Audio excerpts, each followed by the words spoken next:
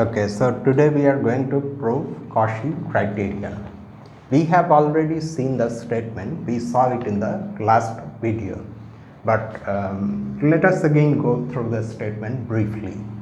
So we have a sequence an of non-negative real numbers which is decreasing, that is all the terms are non-negative and the terms gradually decrease or stay the same. That means these inequalities are true between two consecutive terms. Then this series summation an is convergent if and only if this second series is convergent. So let us now see the proof.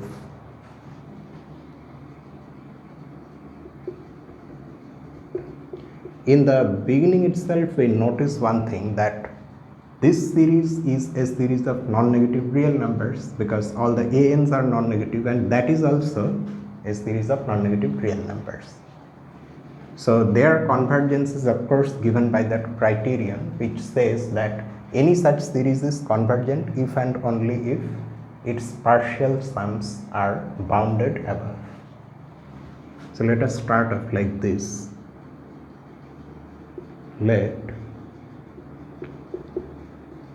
Sn be this finite series, be the partial sums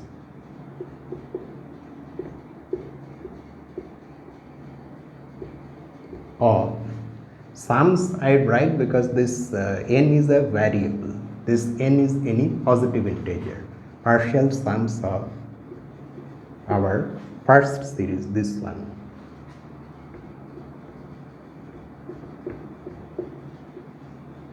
and tk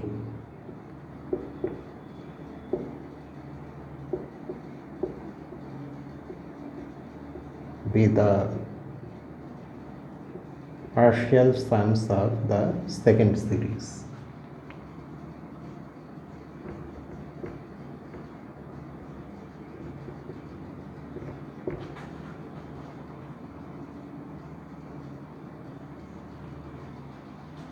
Let us continue from here.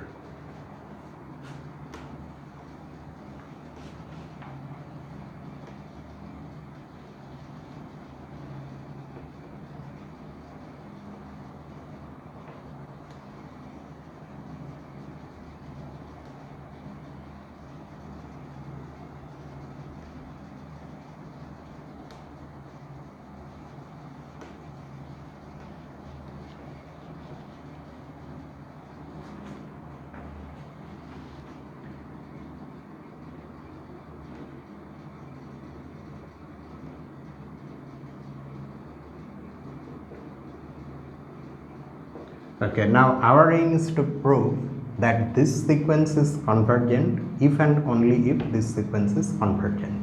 But because of that criterion for convergence of non-negative, a series of non-negative real numbers, that just amounts to showing that Sn is bounded above if and only if Tk is bounded above, or just simply you can say bounded, because we are dealing with non-negative real numbers here in both the cases, this one as well as this one. So the sequences of partial sums themselves are sequences of non-negative real numbers, so they are automatically bounded from below by 0. So they are bounded if and only if they are bounded above. So we write like this, and what is that result which gives us this criterion? Proposition 731.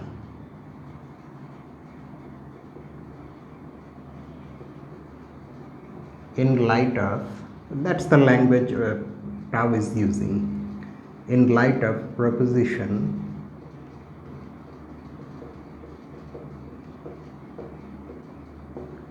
(731), we need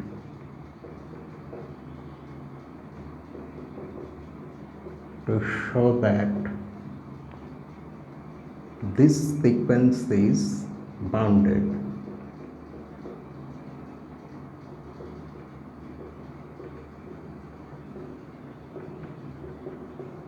if and only if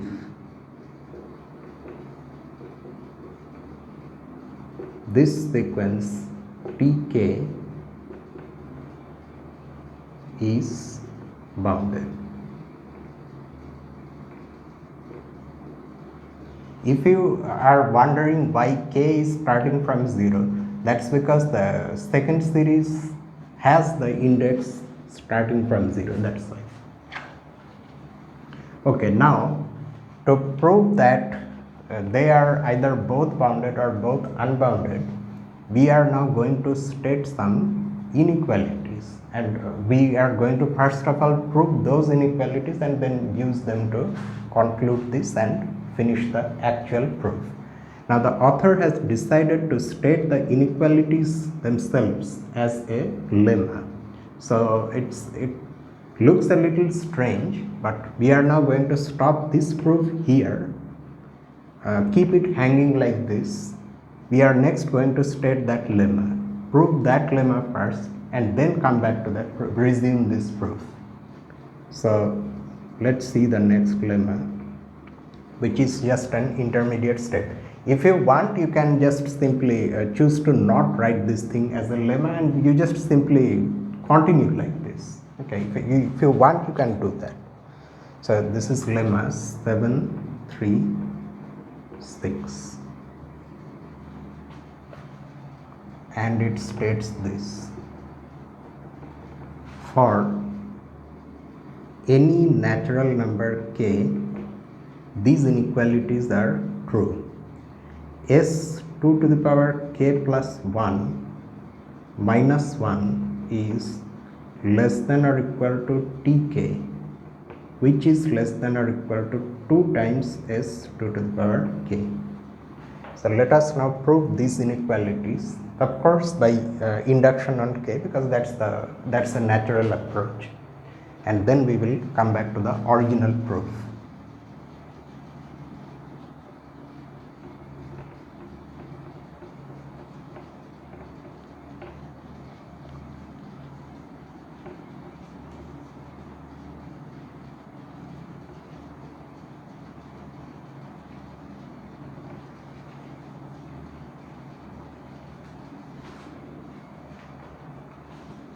So this is the proof of the lemma.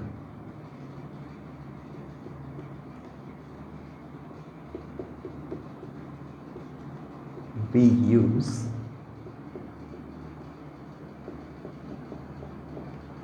induction on k.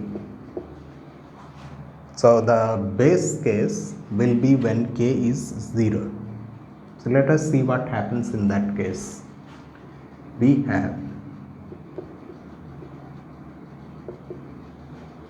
s 2 to the power 0 plus 1 minus 1 is equal to s2 minus 1, that means s1, and by the definition s1 is equal to a1. Okay, that is because recall that Sn is the nth partial sum of our original series, which is just the series summation an. So that's why S1 is A1.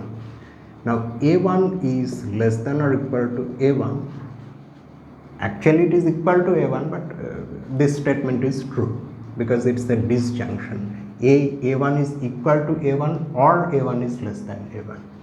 Okay, so we have this. Now note that this A1 actually can also be written like this: 2 to the power 0 times A2 to the power 0, and that thing by the definition of Tk is T0, and A1 itself, because this is nothing but A1, is less than or equal to 2A1, and 2A1 can be written as this: A2 to the power 0. By the way, you see, what exactly have we written here? We have used this inequality a1 less than or equal to 2a1. Is that true? That is true because this actually is coming from this inequality. You multiply on both sides of this inequality by a1, you get this. And it is justified to do so because a1 is non-negative. All the an's are non-negative. Had a1 been negative, the inequality would have reversed. Okay, so everything now is okay. These inequalities are sound, and you can now clearly see that we have got these inequalities precisely. This thing is this when k is 0, and here we have t naught, the intermediate term, and on the right side we have this when k is 0. So we have our base case. Now suppose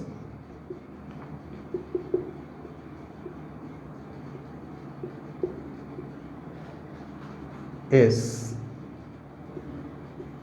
2 to the power k plus 1 minus 1 is less than or equal to tk, which is less than or equal to 2 s 2 to the power k for some natural number k. We now need to prove the similar inequalities when we have k plus 1 in place of k.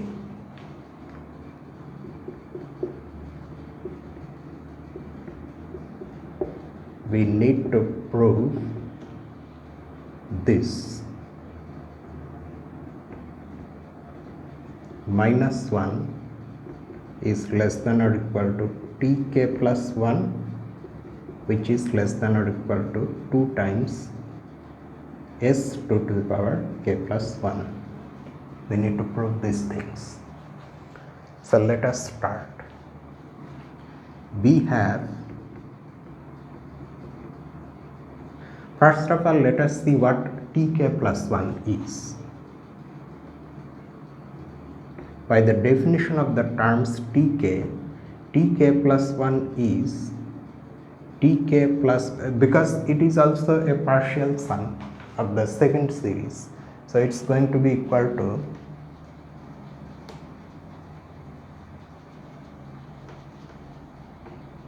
tk plus the next term.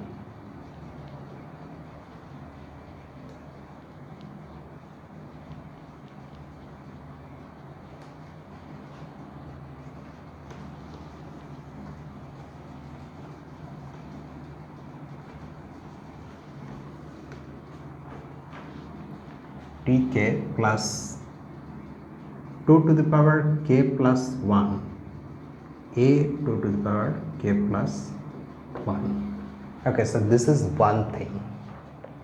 Now let us concentrate on this s 2 to the power k plus 1. Next, s 2 to the power k plus 1. Now what we are going to do, this one also we are going to write somewhat like this, but we choose to keep s 2 to the power k, plus we have to write the extra. And note one thing, that in writing these things we are freely using properties of finite series, which we are no longer mentioning explicitly. So those things, the more we use these things, the less we mention them, exactly what we are using, because from the situation you can clearly see what we are using. If something non-trivial arises, then we will mention it. Okay, so this is s 2 to the power k plus the extra, and that extra itself is going to be a finite series an, where n starts from 2 to the power k plus 1. There is a high chance of making terrible mistakes of putting, confusing between this plus 1 here and plus 1 here. Okay, so we have to be careful. This is the partial sum of all the terms a1 plus a2 plus a3 up to a2 to the power k, then the next, if for the next term the index will start from the next integer, that is 2 to the power k plus 1, and it will go to this, of course, 2 to the power k plus 1. Okay. Now here what we are going to do, you look at this finite series. Here we have different terms a n, where n varies from this integer to this integer. Now keep in mind that because our sequence a n is a decreasing sequence, so if we actually look at all the terms here, then you can see that we have inequalities like this.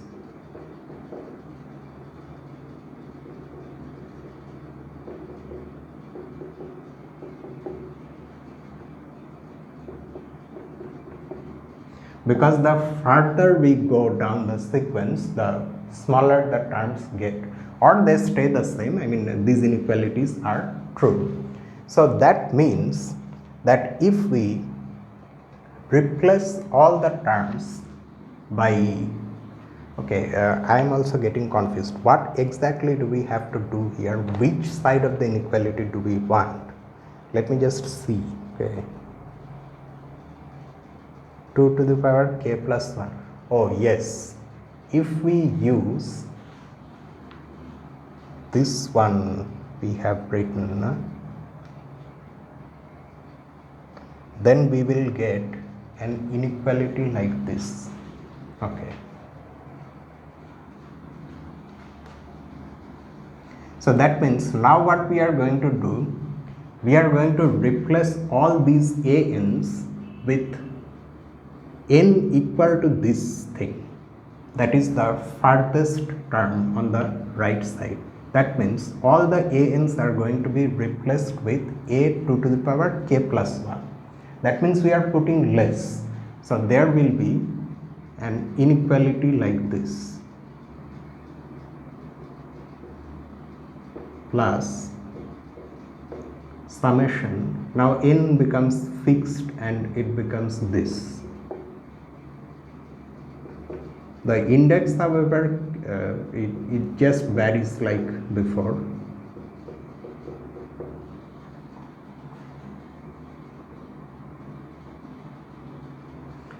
And here, of course, in this finite series, all the terms are the same. So we can evaluate it, simplify it. It will be s2 to the power k plus, how many terms are present here? That number is this, minus plus 1. That is, we have to consider this one also. No, if we are just simply subtracting this, then we are counting one less, so we add 1. So that means this becomes, so this is 2 to the power k. So that means that many terms we have in this finite series. So, and all the terms are constantly this. So 2 to the power k, a2 to the power k plus 1.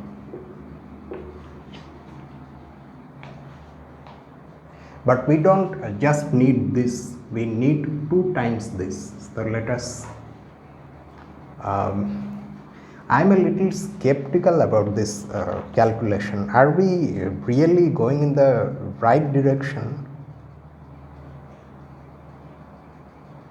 S2 to the power k, and so, okay, we will see.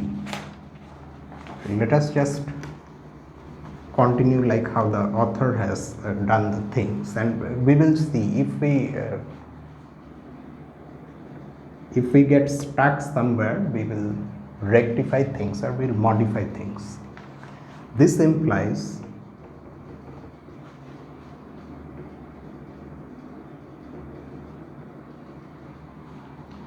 s 2 times s 2 to the power k plus 1 is greater than or equal to 2 times s 2 to the power k plus 2 times 2 to the power k gives us 2 to the power k plus 1, a 2 to the power k plus 1.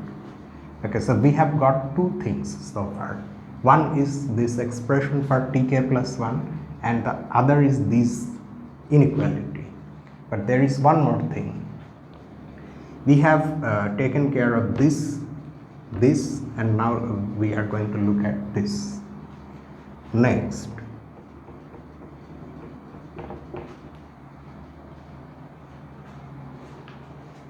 okay, let me use this space also because ultimately I am going to need all these three inequalities together, and for this one we are of course going to start with this. Okay, s 2 to the power k plus 2 minus 1. Okay, so here also, just like all these the previous two calculations, we are going to keep something and write the extras separately, and that something that we will keep is 2 to the power k plus 1 minus 1 plus, there is no point in writing this here, plus the extra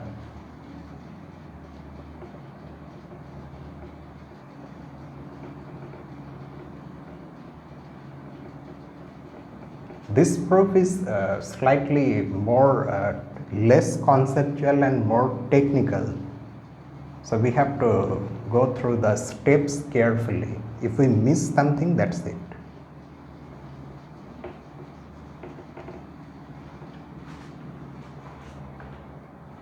Plus summation. So here the index is 2 to the power k plus 1 minus 1. The next one is 2 to the power k plus 1. So that means n starts from 2 to the power k plus 1 and reaches this one. That is, I don't have space, but I should have written it a little bit lower.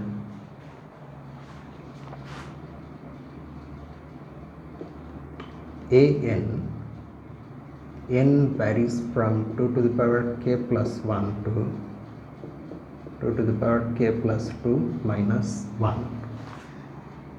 Now here also, just like we did something here also we are going to do something similar, but exactly the opposite thing. Here in place of all the an we wrote the smallest possible. Here we are going to write the largest possible. So that means we have to take the smallest value of the index because the sequence is decreasing. So to write the smallest we have to take the largest index. Here to write the largest we have to take the smallest index. That means this time, unlike this one where we had greater than or equal to, this time it will be less than or equal to s 2 to the power k plus 1 minus 1 plus summation. This is going to take up a lot of space, but what can we do? So we are going to write the smallest, that means this one, a 2 to the power k plus 1. We make this term constant, so that term itself is going to be added a number of times and give us this other finite series k plus 2 minus 1. Now just like this one, this also can be simplified because all the terms are constantly this. So this is equal to plus. Now here how many terms do we have? Again, just like before, we look at the difference and then add 1.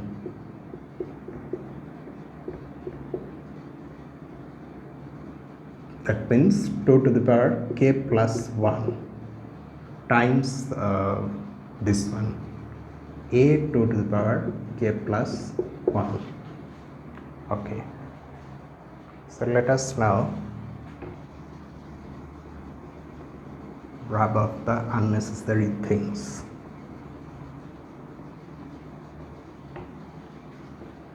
Okay, now we are going to use these three things. What are the three things?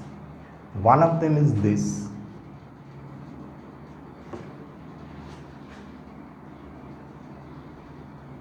The other is this.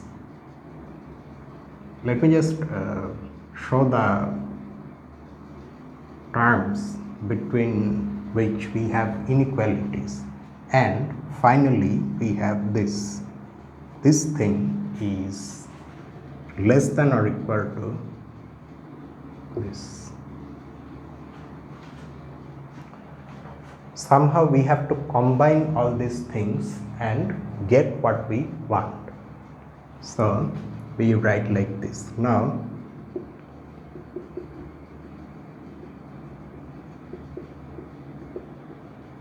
combining the above inequalities,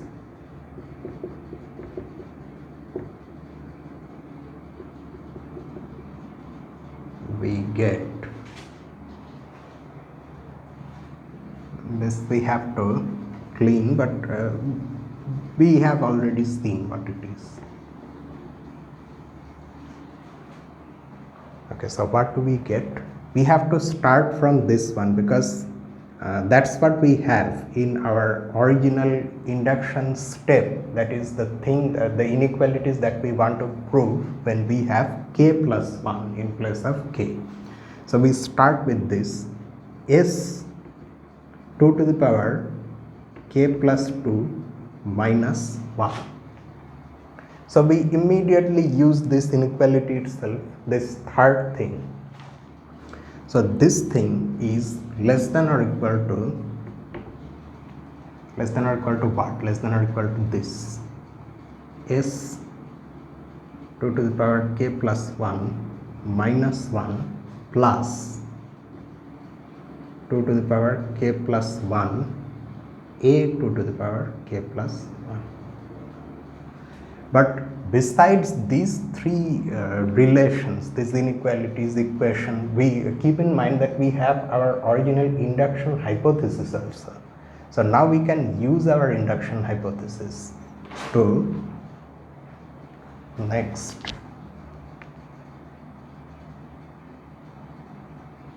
Okay, let me just shortage of space.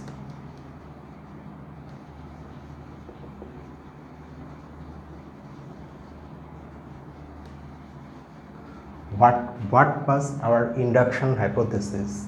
The induction hypothesis was this: s 2 to the power k plus 1 minus 1 is less than or equal to tk is less than or equal to 2 to the power k s 2 to the power k. This was our induction hypothesis, the inequalities when k is k. Now note that this term is you are having it here. So by the induction hypothesis, this thing is less than or equal to tk. So this sum will be less than or equal to tk plus 2 to the power k plus 1 a 2 to the power k plus 1. Okay. Now from the tk equality, or rather I should say tk plus 1 equality, or that relation where we started our calculation, this thing is equal to tk plus 1. Okay, so whatever we wanted to prove, we actually have already got one inequality, but now we are going further. Now okay, fine, so this is tk plus 1, but still you think of this sum as the sum itself, and then further you use this thing. This tk is itself less than or equal to 2 to the okay, am I writing it correctly? We don't have 2 to the power k here, sorry, we just have 2. Okay, so this is less than or equal to 2s 2 to the power k plus this.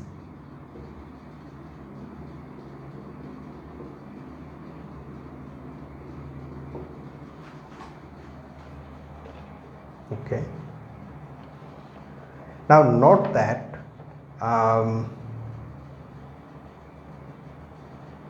I think I made a mistake here, no? Or did I not make a mistake? Oh, so this, okay, this is not the final thing, no? I actually had to box this one because that's what I want. This is what I want. S 2 to the power 2 times s 2 to the power k plus 1 is greater than or equal to this thing, s 2 to the power 2s 2 to the power k plus 2 to the power k plus 1 a 2 to the power k plus 1. Now note that this thing is nothing but what you have here, 2s 2 to the power k plus 2 to the power k plus 1 times a 2 to the power k plus 1, and that thing we have shown is less than or equal to 2s 2 to the power k plus 1. So have we got what we wanted? Now let's just see, s 2 to the power k plus 2 minus 1, previously we had k plus 1 here, now we have k plus 2, is less than or equal to, previously we had tk, now we have tk plus 1, which in turn should be less than or equal to, previously we had 2s 2 to the power k, now we have 2s 2 to the power k plus 1. Yes, so we have got the induction step. So this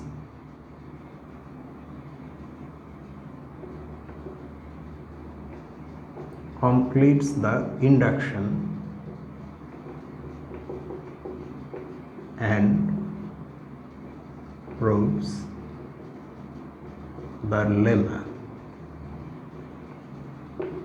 As I said, this is you don't have anything deep, there is nothing deep to understand here, it's just some technical statements. You get what you want and that's just it. But now we go back to our original proof.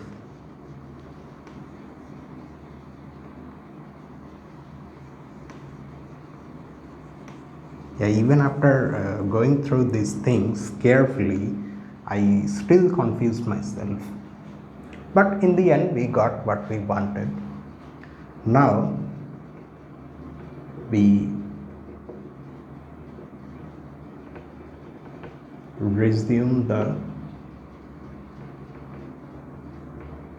proof of Cauchy criterion.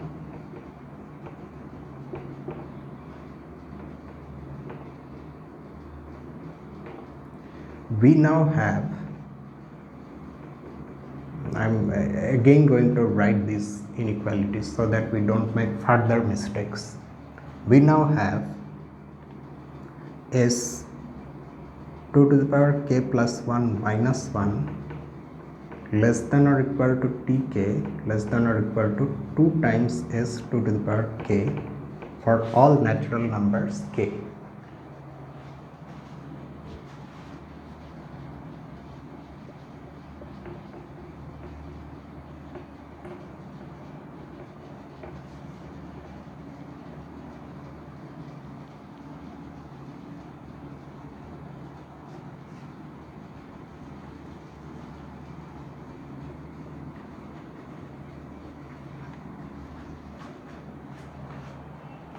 For all natural numbers k. Now we address that question of when Sn is bounded is Tn bounded, or I mean Tk bounded.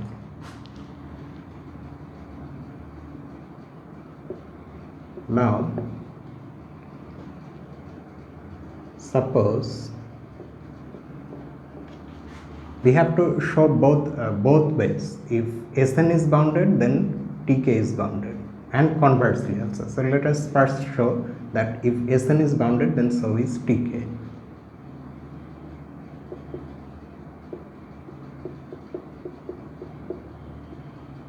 This is bounded. Then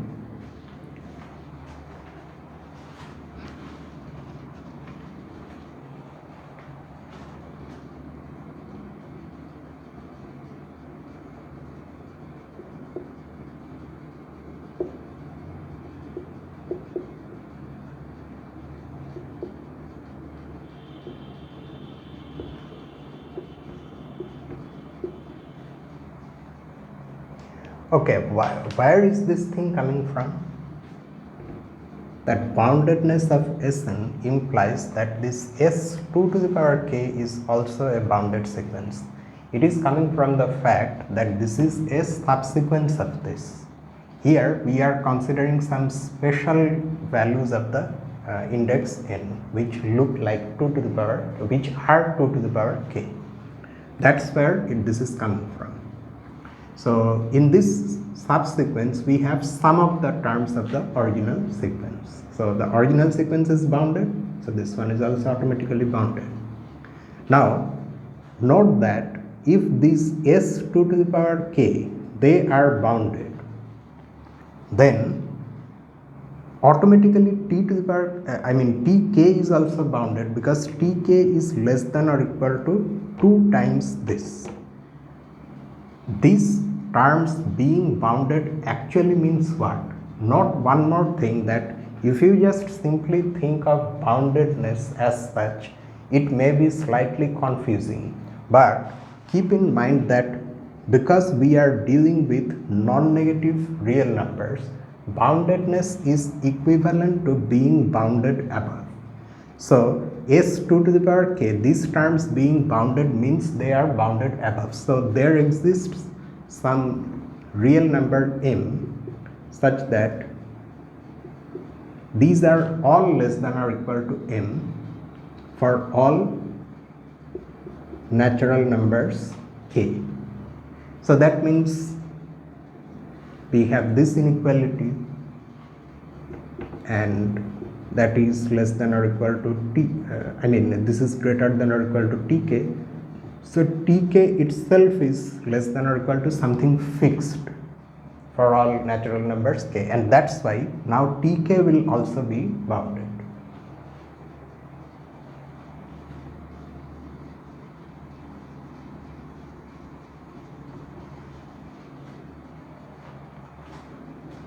And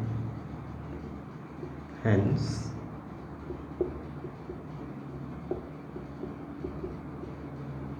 this sequence is bounded. Now we have to prove the converse also. Conversely, let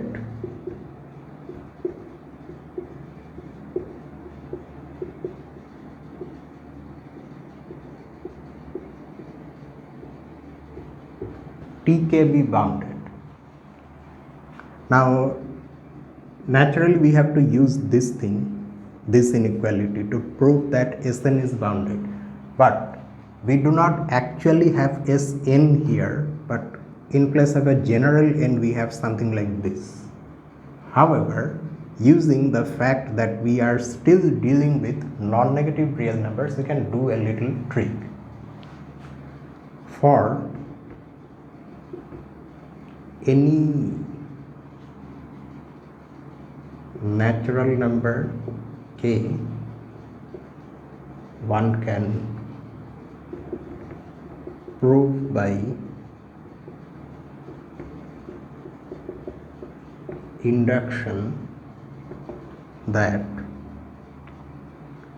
2 to the power k plus 1 minus 1 is greater than or equal to k plus 1. Okay, this can be very easily proved by induction, which we are not going to do. It's absolutely straightforward. So,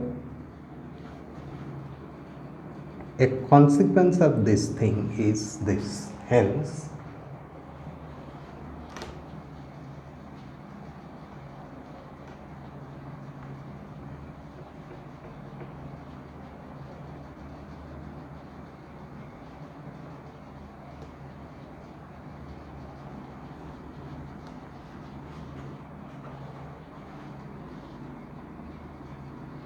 S k plus 1 is less than or equal to S 2 to the power k plus 1 minus 1, which of course, let us combine this thing also, is less than or equal to Tk for all natural numbers k. Now, where is this thing coming from? This inequality, the first one, seems to be coming from this one. Is that true?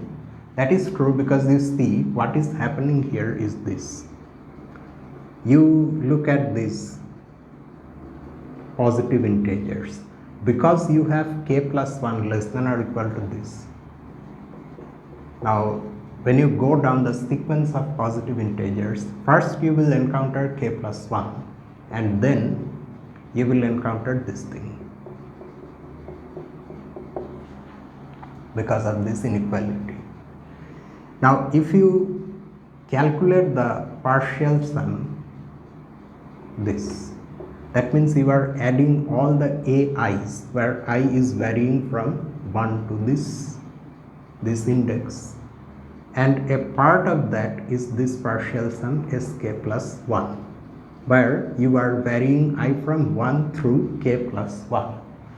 So that means S 2 to the power k plus 1 minus 1 is this thing plus that extra terms. Now, we have inequality like this because that extra term is a sum of finitely non-negative real numbers. So, non-negativity plays a role here. That's why we are having this inequality. Okay. Now we can of course say that Sn is bounded because Tk is bounded, because we don't have this complexity here now. We have reduced that to simple Sk plus 1. And note one more thing, that things have fallen in place in such a nice way that because k is natural number, so k will vary from 0. So we actually have all the indices that we need for Sn, where n is varying from 1 because you have k plus 1. Thus, Sn is bounded. So that's what we wanted to show. Now, Sn is bounded if and only if Tk is bounded. So by the criterion for convergence of series of non-negative real numbers, this just simply means that our original series is convergent if and only if that second series is convergent. That is Cauchy's criterion. So this completes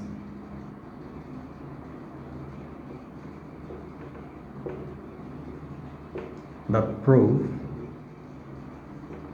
of the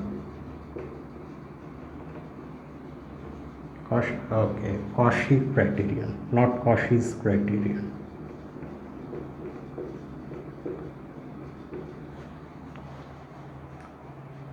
Fine. So we have got the result. Now let us see one application of this result, which is going to give us a necessary and sufficient condition for a particular class of series to be convergent, which I mentioned in the previous video also.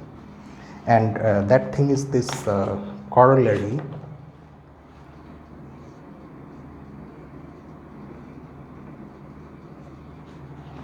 Cauchy's criterion is of course named after the analyst Augustin Louis Cauchy. Let q greater than 0 be a rational number.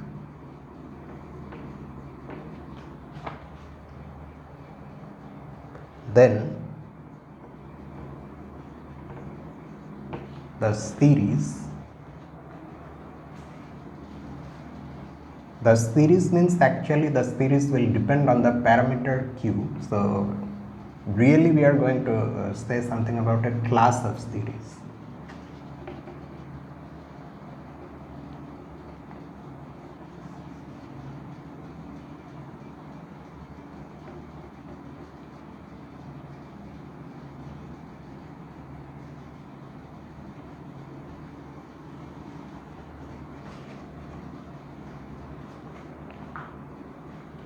Then the series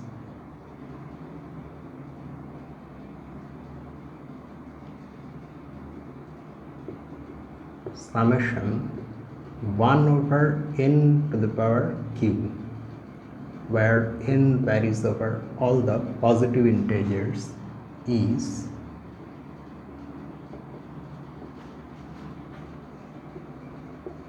convergent if this rational number q is greater than 1 and divergent if q is less than or equal to 1. So this result takes into account all the possibilities for q, because these are all the possibilities. I mean, there is nothing left. If q is greater than 1, then it is convergent, and if q is less than or equal to 1, then this is divergent. That just simply means that this is convergent if and only if q is greater than 1. So that's why I was saying necessary and sufficient condition. This is that condition for the convergence of this type of series. So let us now prove this, and it's a direct application of Cauchy criterion. Note that, but to be able to use the Cauchy criterion, we have to actually look at all the things, okay? I mean, in the Cauchy criterion, it's very easy to forget all the hypotheses. You may just simply start by considering these two series, and that's all.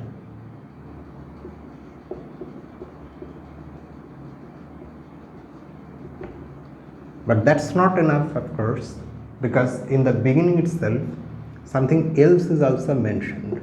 An is a sequence of real numbers that is non-negative and decreasing. Okay, that thing is important. So now our sequence now is this, where n is the variable.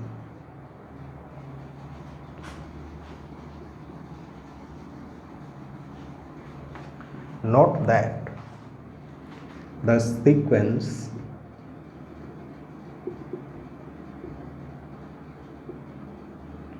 one over n to the power q, as n varies from 1 to infinity. Okay, just a small thing before I say something further. When we say n equal to 1 to infinity, this does not mean that n is going to eventually take the value infinity. That is not possible, because n is a positive integer. Infinity is not an integer. It's not a real number itself. It's not even a complex number. This is just an expression to say that in this sequence, or more precisely, because a sequence after all is a function, so this just denotes the fact that the domain of the function is the set of all positive integers. The infinity that you see here indicates the fact that this index goes on taking these values, which are positive integers, without any end. That's just it. Okay, so now we resume our proof. Note that this sequence has non-negative terms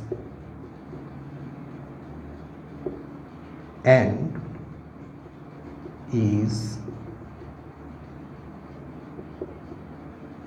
decreasing. Where is this thing coming from? This thing is coming from our result from the in that from that chapter where we dealt with exponentiation, where the exponents were rational numbers. If you recall, at one stage I encountered a tremendous difficulty showing one result also. This is lemma 569. Lemma 569 tells us that no matter what q is, all these reciprocals 1 over n to the power q are actually positive real numbers, not just even non-negative but positive real numbers. Q itself may be negative or q may be positive also, it does not matter. These powers are positive real numbers, and that is actually part A of this lemma. And part D of this same lemma, you will see, you go back to this lemma and you will realize that tells us that this sequence has to be decreasing, and not just decreasing in this loose way, actually in the strict way. 1 over n to the power q is strictly greater than 1 over n plus 1 whole to the power q. But nevertheless, we have all the things that we need to be able to use the Cauchy criterion. So, by the Cauchy criterion,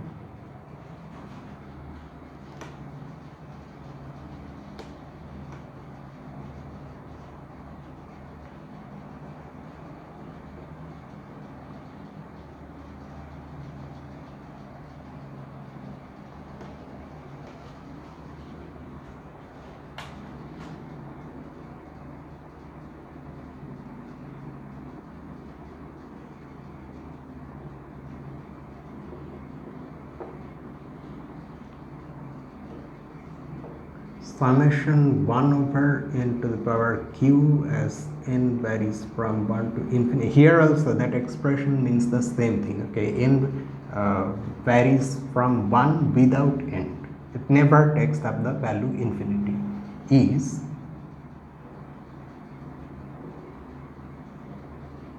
convergent if and only if the series, that second series, in this case let's see what it will be, 2 to the power k, a 2 to the power k. So that means we have to replace the variable n with 2 to the power k.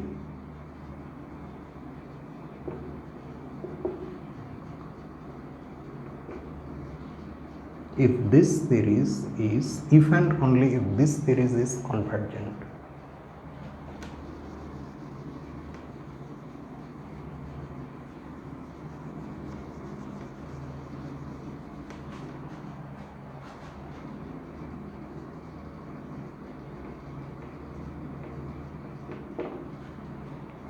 Now, let's just simplify this. Using the rules of exponents, we can of course see that the terms of this series are going to look like this: 2 to the power 1 minus q whole to the power k, where k varies from 0 to infinity. And if you look closely, this is nothing but a geometric series,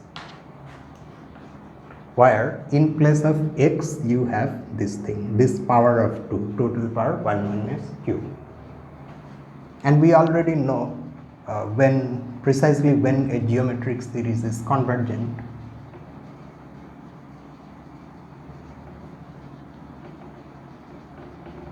namely when the absolute value of that x, which we call the common ratio, is strictly less than 1.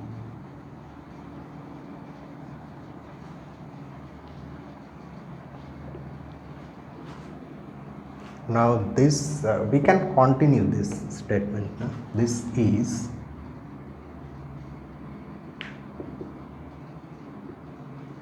convergent. This in turn is, I mean, the original one is convergent if and only if this is convergent, and this is convergent if and only if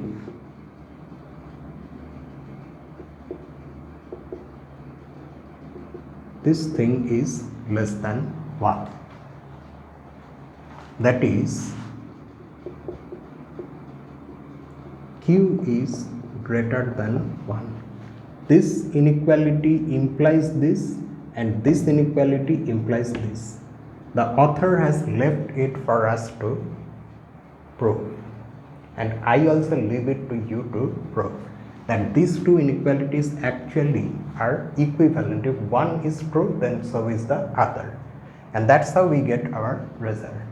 That is, this series is convergent if and only if q is greater than 1. And if you want, you can mention that geometric series result here, that we are getting this condition in the first place from that geometric series result, which is have I mentioned it here? That is well known. So let us now concentrate on this series itself. In particular,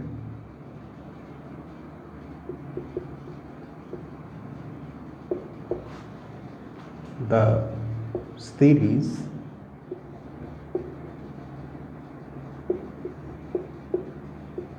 summation 1 over n,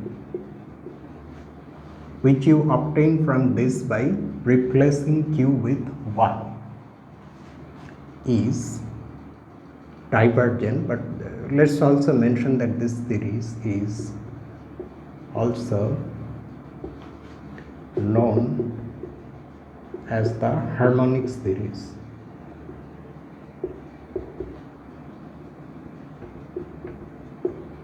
Is divergent, and this we mentioned before also. This gives us an example that there is a result. Now we have already come across this, that if we have an infinite series that is convergent, then it implies that the limit of the terms exists and is 0. This is a result that we have already proved before. But the converse is not necessarily true. This is a counterexample to the converse.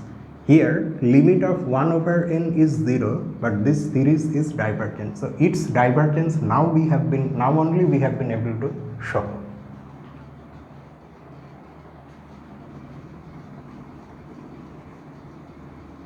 So the harmonic series is divergent. It seems like it should converge, but that is not true.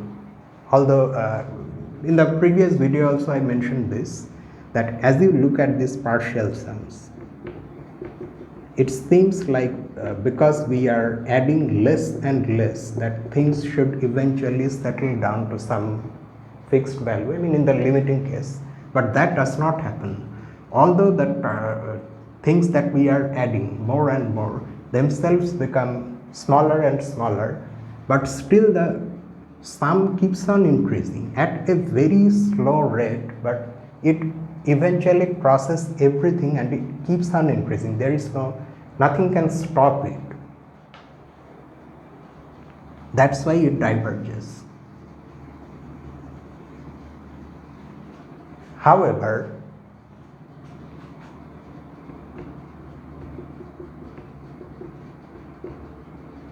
this series is convergent.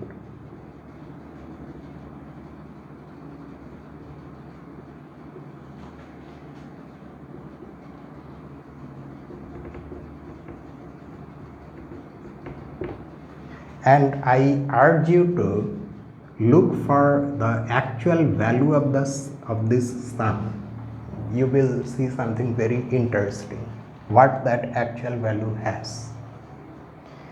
Notice one more thing, that there is this very fine boundary between convergence and divergence of this type of series.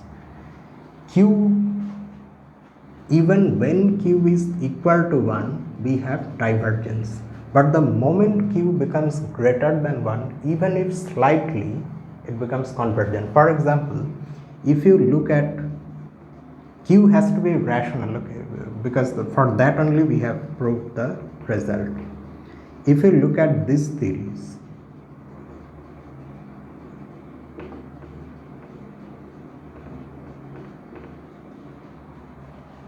this of course is a rational number, this exponent, it is slightly greater than 1, and you can make it even more slight by adding many zeros and ending with 1. All of these series are convergent, so that nature of the partial sums of this harmonic series which make it diverge, that is which keeps on increasing without any bound, that nature is reversed the moment you introduce an exponent like this. No matter how small, it just needs to be greater than 1. Okay, so this is somewhat very surprising to me at least.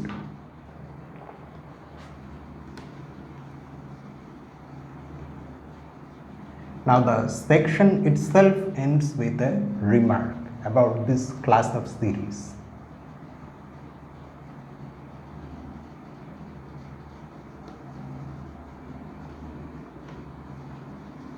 And the remark is this. Remark: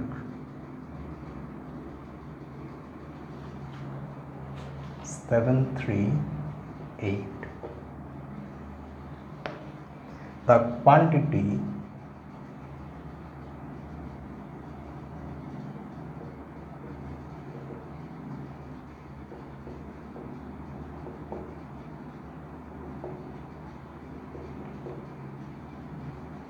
when convergent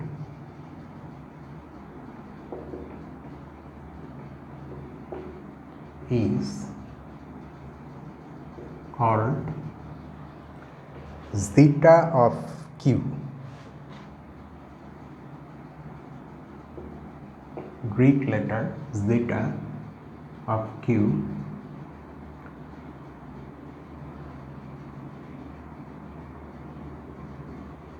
also known as the Riemann zeta function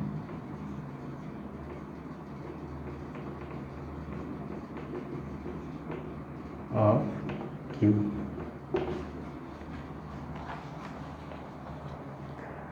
Let me just read it out, okay, instead of writing like this. Then the author says this function is very important in number theory, and in particular in the distribution of primes. I actually said all these things in the previous video also in a very brief and somewhat in a hasty manner. But here also the author is saying these things. There is a very unsolved problem, very unsolved, I said, very famous unsolved problem regarding this function known as the Riemann hypothesis. But it is impossible to discuss anything further on that because that is well beyond the scope of this text. And Tao says, I will mention however that there is a $1 million prize for anyone who is able to settle that hypothesis. And that hypothesis, let me just once again repeat that same thing.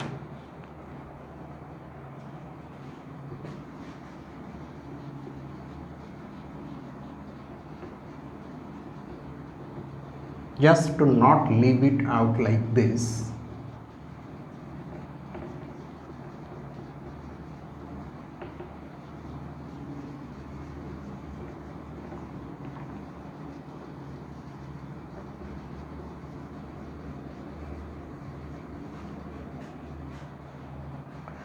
The Q that you see here is of course for as rational, it can be made real.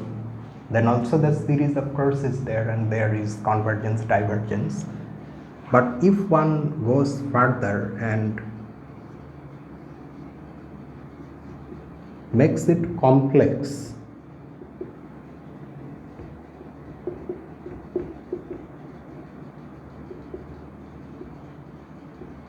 n of course remains a positive integer, that is unchanged, and n itself changes over all the positive integers, but q is complex. Then you get a series like this. It also has convergence and divergence just like real series, and it can be analytically extended. I am also not very well versed with these things. When we study complex analysis at some stage, we will come across this. And that function, which is the analytic extension of this series, that is known as the Riemann zeta function, actual Riemann zeta function. The question is about when that Riemann zeta function becomes equal to 0, and the values, the complex numbers for which that Riemann zeta function becomes 0, those complex numbers are called zeros of the Riemann zeta function. Riemann gave a conjecture about the location of those zeros. Some trivial zeros are there which are negative even integers, but non-trivial, that is non-real complex zeros, of which there are infinitely many. What he conjectured is that on the complex plane, here you have 0, here you have 1. This is the real axis, this is the imaginary axis, and here you have the intermediate line 1 over 2, that is the real part of z equal to 1 over 2. So what Riemann said is that those non-real zeros all lie on this line. That is, they all have their real parts equal to 1 over 2. Imaginary part of course may be anything. Anything means it may vary, but the real part is constantly 1 over 2. Now it has already been established, and this is not very difficult, the fact that all these zeros actually lie in between these two lines, 0 and 1. And that fact, I think, if I am remembering correctly, comes from a functional equation that the zeta function satisfies. But we need all the zeros to be on this line. This is known as the critical strip, and this line is known as the critical line. So far, all the zeros, how many billions of zeros have so far been calculated by computer, I don't have an exact idea, but so far all of them have lied on this line. If ever we encounter one zero which does not lie on this line, the Riemann hypothesis is false. But the overwhelming evidence in favor of this hypothesis, so far the actual zeros that we have seen, lead us to believe that it is true, and mathematicians are hacking their brains to prove this. So far, all the efforts have fallen flat. Okay. All the proofs, all the approaches, in many different ways people attacked this problem. None of them have been able to do anything. In fact, Terence Tao himself tried this many times, and he says that any proof that actually will ultimately prove the Riemann hypothesis, you will, this is his own words, okay, you will realize in the first few pages of the paper itself that it is going to work, because so many false proofs have already been published which do not have some striking original idea. Something absolutely original is needed to attack this problem and settle this once and for all. Now anyone who is able to do this, any one individual or any group of mathematicians, they will go up, okay, in the world of mathematics forever. They will go up. In fact, the author uses some words like this: not only $1 million prize is there for settlement of this hypothesis, but an instant fame among all the mathematicians attached to the solution to this problem. So with this, I end this video. If you want to say something about this, you can write in the comment section below, or you can mail me at my usual address. The link will be there in the description. And that's just it. So this next Tuesday, we are going to do vector spaces again, where we are going to see further things on dual spaces, that is space of linear transformations from one vector space to another. So with that, I wrap things up for tonight. So see you on Tuesday. Until then, this is me, Lucifer, from a mathematical room. Have a nice night.